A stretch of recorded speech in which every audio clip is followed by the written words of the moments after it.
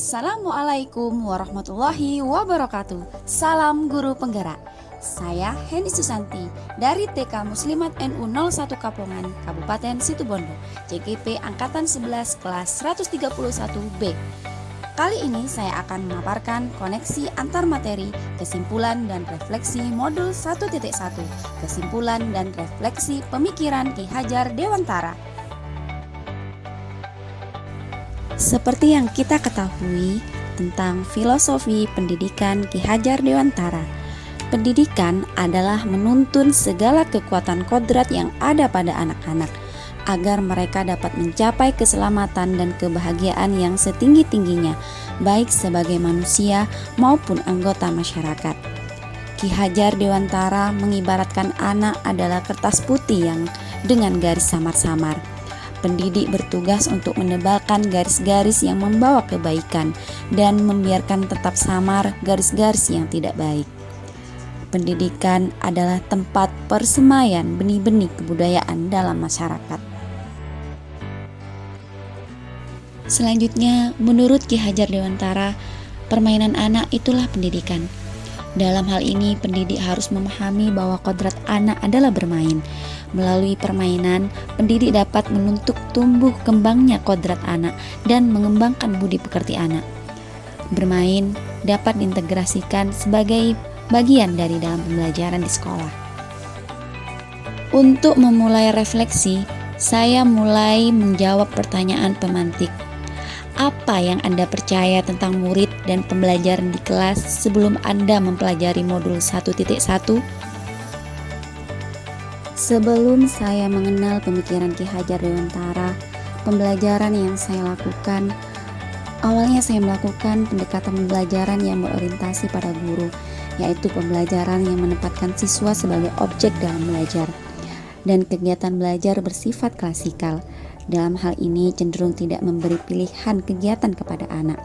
Dalam hal ini, guru lebih menerapkan dirinya sebagai orang yang serba tahu dan sebagai satu-satunya sumber belajar, sehingga anak-anak kurang mengeksplor pengetahuannya sendiri. Awalnya, saya sebagai guru lebih menuruti tuntutan orang tua yang menginginkan anaknya cepat pintar dalam membaca, menulis, dan menghitung tanpa memahami kondisi dan tahapan perkembangan anak. Kurangnya pemahaman saya sebagai guru dalam pembentukan karakter sejak di usia dini, baik dalam metode maupun dalam pendekatan belajar melalui bermain. Pembelajaran di TK lebih mengutamakan mengembangkan kecerdasan kognitif daripada kecerdasan afektif atau pembentukan karakter anak. Apa yang berubah dari pemikiran atau perilaku Anda setelah mempelajari modul ini? Setelah saya mempelajari modul 1.1, saya menyadari bahwa apa yang saya lakukan di kelas tidaklah semuanya benar. Ada beberapa hal yang harus saya perbaiki supaya pembelajaran di dalam kelas saya lebih berpihak pada murid. Setelah mempelajari modul 1.1, saya menyadari pembelajaran yang memerdekakan anak adalah pembelajaran yang berpusat pada anak. Artinya, proses pembelajaran didasarkan pada kebutuhan dan minat anak dengan melihat hasil observasi yang menunjukkan capaian anak, hal yang mereka senangi, serta keterlibatan anak pada kegiatan bermain.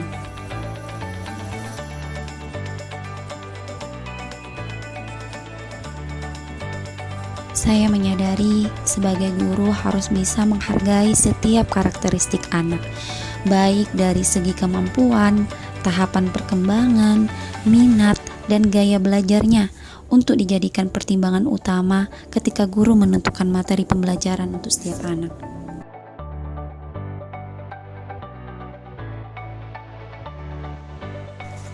Dalam membangun budi pekerti anak adalah menjadi teladan.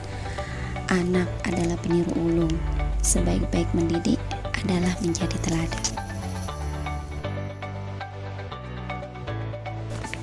Setelah mempelajari modul 1.1, saya menyadari bahwa saya sebagai guru berperan sebagai fasilitator pembelajaran.